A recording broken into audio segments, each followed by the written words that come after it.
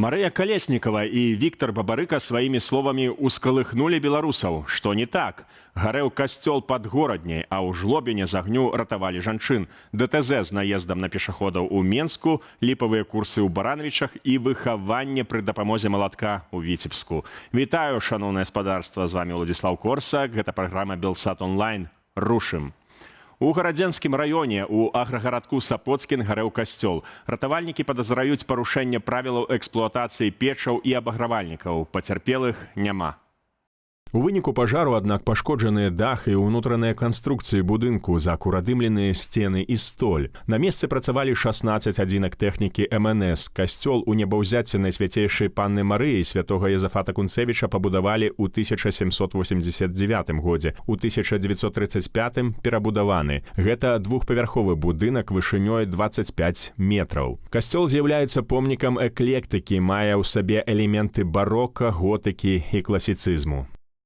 У Кобрынскім раёне у аграгарадку Дзівін работнікам Міністэрства надзвычайных сітуацыяў удалося выратаваць мужчыну. Гарэла кватэра на першым паверсе трохпавярховага дому, адкуль пацярпелага і эвакуявалі. Мужчыну шпіталізавалі. У Жлобіне ж удалося выратаваць ад агню двух жанчынаў з кватэраў на 6-м і 7-м паверхам вышыннага дому. Адну з іх шпіталізавалі. Сябры, нагадаю, памятайце пра правілы пажарнай бяспекі, не пакідайце без нагляду печы і электрапрыборы, своечасова правярайце іх спраўнасць. Лепш папярэдзіць пажар, чым сутыкнуцца з яго наступствамі. З 15 снежня беларусы змогуць падаваць дакументы на візу Кіпру ў Менску. У сталіцы на вуліцы Талстога пачаў працаваць візавы цэнтр BLS International. Раней у Беларусі дзеяла толькі ганаровая амбасада Кіпру.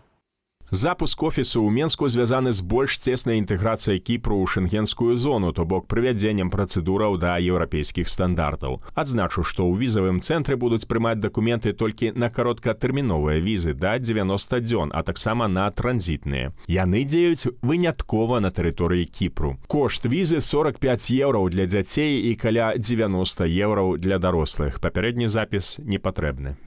У Магілёве 60-гадовы мужчына падабраў гаманец, забыты ў краме амаль ягонай равесніцай, 61-гадовую пенсіянеркай.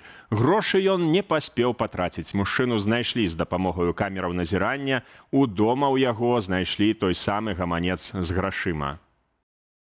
Гаманец вярнулі ўладальніцы, а супраць падазраванага распачалі крымінальную справу за крадзеж. Міліцыянты нагадваюць думаць, што згубленая маёмасць нікому не належыць памылка. Неабходна самастойна вярнуць знойдзенае ўладальніку ці звярнуцца ў міліцыю. У горадні ж затрымалі двух каваманаў, маладых мужчынаў, якія вынеслі з супермаркету ажно 10 упаковак кавы на суму больш за 450 рублёў. Адметна, што скрадзены тавар яны прадалі ўтрая танней праз адмысловую групу ў месенджеры. А ў Барановічах выявілі фірму, што выдавала сертыфікаты для кіроўцаў таксі, не праводзячы пры гэтым для будучых таксістаў аніякага навучання. За 4 месяцы фірма выдала больш за 2500 дакументаў. Нелегальны даход перавысіў 500 000 рублёў. Тым часам у Віцебску п'яная сварка паміж сужыцелямі скончылася сумна. Пачалося з таго, што мужчына пасярод ночы заўважыў, як ягоная партнёрка п'е віно з бутэлькі. Узнік канфлікт, падчас якога жанчына пачала кідаць у сужыцеля ўсё, што было пад рукою. Той жа нанёс ёй удар малатком па галаве. Вынік: адзін затрыманы, другая ў больніцы.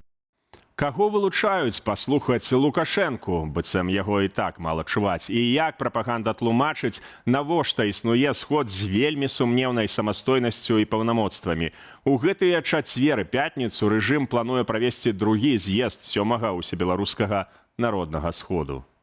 У першы дзень чакаецца традыцыйны доўгі выступ узурпатара, так званае пасланне народу і нацыянальнаму сходу. У другія сотні чыноўнікі плануюць паслухаць справаздачу прэм'ера Турчына аб выніках мінулай пяцігодкі і, верагодна, у адзіным паводле класікі парыве ухваліць праграму сацыяльна-эканамічнага развіцця Беларусі на наступныя 5 гадоў. Прапаганда ж чакае ад сходу адкрытага і канструктыўнага дыялогу, быццам бы гэта зробіцца гістарычнаю вехаю. Аднак, нягледзячы на канстытуцыйныя паўнамоцтвы, напрыклад, зняць прэзідэнта з пасады, адхіліць праграму эканамічнага развіцця, абвясціць ваеннае становішча, УНС пакуль што застаецца цалкам кантраляванай структураю. Яго склад фармуецца з чыноўнікаў, сілавікоў, кіраўнікоў дзяржаўных установаў і прадстаўнікоў праўладных арганізацый. Нікога, так бы мовіць, лішняга туды не дапускаюць. Падрабязней пра сход прафанацыю, яго гісторыю і склад чытайце на belsat.eu.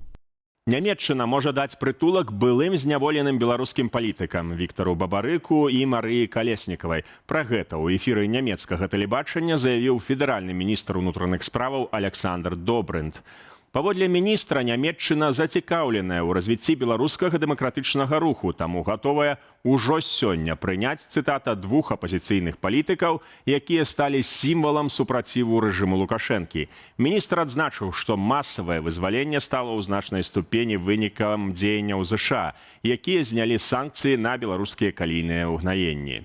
У сваю чаргу прэзідэнт Украіны Владзімір Зеленскі сёння раніцай паразмаўляў з вызваленымі палітвязнямі онлайн. Ён высока ацаніў іхныя добрыя словы пра Украіну і украінцаў, а таксама выразную пазіцыю адносна расійскай агрэсіі. Ды запэўніў, што Украіна і далей будзе дапамагаць усім, хто спрыяе абароне украінскай незалежнасці і жыцця людзей. Што праўда, на учорашняй прэс-канферэнцыі адказы Віктара Бабарыкі і Марыі Калеснікавай на пытанне аб вайне Расіі супраць Украіны выклікалі неадназначную рэакцыю ў саміх беларусаў.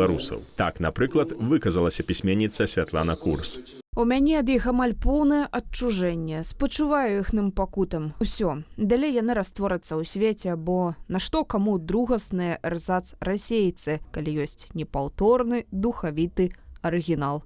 Ёсць, аднак, і іншая пазіцыя. Вось што напісаў былы прэс-сакратар Сергея Ціханаўскага Сергей Беспалаў. Не трэба адразу плявацца. Яны спрабуюць працаваць на тых, хто ўнутры краіны. Калі ў іх атрымаецца, гэта будзе прагрэс. Бо фактычна менавіта іх намаганнямі ў 2020 годзе і атрымаўся той яркі год. Можа, зноў распаляць гэты агонь. Беларусы, вы ж неверагодныя. Дайце ім абшар, не замінайце і чакайце. Злучаныя Штаты абяцалі зняць санкцыі з беларускага калію ў адказ на вызваленне палітвязняў. Эксперты называюць гэта безумоўным поспехам для рэжыму Лукашэнкі, аднак падкрэсліваюць, вяртання да санкцыйных умоваў не будзе. Пра гэта ў каментары з сайту Белсату паведаміў эксперт у сферы гандлю ўгнаеннямі, які пажадаў застацца ананімным. На гэты момант амерыканскія санкцыі яшчэ дзеюць. Паводле эксперта, тут магчымыя 2 сцэнары: поўнае іх скасаванне або часовая ліцэнзія, што адтэрміноўвае выкананне абмежаванняў. Калі будзе другі варыянт, кампаніі застануцца ў санкцыйных спісах, і гэта так ці інакш будзе абмяжоўваць іх працу. Разам з тым, паслабленне амерыканскіх абмежаванняў можа спрасціць аплаты ў доларах, доступ да крэдытаў і закуп абсталявання. Гэта важна ў тым ліку для далейшага будаўніцтва праекту Нежанскага горна-узбагачальнага камбінату ў Беларусі, які будавала кампанія расійскага алігарха Міхаіла Гуцэрыева «Слаўкалій». Пасля ўвядзення санкцыяў ЗША кітайскі бок спыніў фінансаванне праекту, а «Слаўкалій» быў нацыяналізаваны ўладамі Беларусі. Аднак не ўсё так проста. Санкцыі супраць беларускага калію захоўваюць Еўразвяз, Вялікая Брытанія і Канада. Літва таксама не плануе аднаўляць транзіту праз Клайпеду, таму асноўныя пастаўкі і надалей ідуць праз Расею. Былы журналіст пулу Лукашэнкі Дмітрый Семченко распавёў, як яго спрабавалі зламаць псіхалагічна падчас зняволення ў баранавіцкім следчым ізалятары. У сваім фэйсбуку ён напісаў, што адміністрацыя ўжывала практыку пад назвай «ровар», калі вязня штодзень праводзяць у новыя камеры, каб трымаць у заўсёдным стрэсе. Са словаў Семчанкі, кожны раз даводзілася зноў, так бы мовіць, уваходзіць у хату, не ведаючы, хто там, і рыхтавацца да магчымай канфрантацыі. Журналіст прызнаецца, што вытрымаць яму дапамагла музыка. Штодня ў калідоры гучала песня французскай спявачкі «Заз» пад назваю «Што будзе потым», якая дапамагала яму сціснуць зубы і прайсці выпрабаванні з узнятай галавой. Семченко кажа, што сутыкаўся з правакацыямі і спробамі запалохвання яшчэ падчас папярэдніх этапаў зняволення. Напрыклад, у жодзіне да яго падсаджвалі правакатараў, што мелі 7 адседак ці педафілаў, каб пазней шантажаваць так званым нізкім статусам. Сёння раніцай у Фрунзенскім раёне Менску адбыліся 2 дарожна-транспартныя здарэнні з удзелам пешаходаў. Каля скрыжаванняў вуліц Калеснікава і Ліцкай кіроўца аўтамабіля «Хёндэ» наехаў на 13-гадовую дзяўчынку.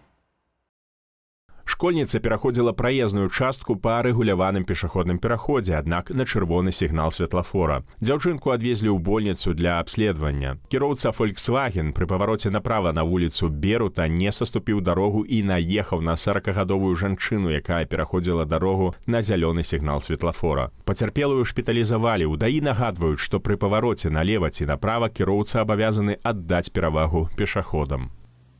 Туманы, туманы, нібы белыя коні мо адкуль з панямоння ці адкуль з-за дзвіны. Прыгожая песня, але, калі ласка, будьце ўважлівыя на дарогах. Белгідрамет папярэджвае пра туман на большай частцы тэрыторыі Беларусі ўжо заўтра.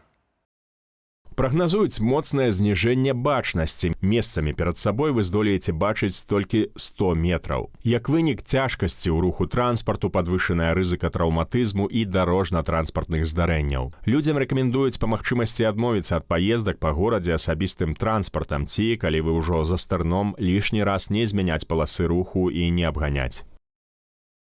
Сябры, давайце разам пашыраць прастору аператыўных, праўдзівых і актуальных навінаў. Калі вам падабаецца наша праца і гэта для вас бяспечна, стаўце лайк гэтаму відэа, падпісвайцеся на канал Белсат Нау. Нам будзе вельмі прыемна. З вамі быў Уладзіслаў Корсак.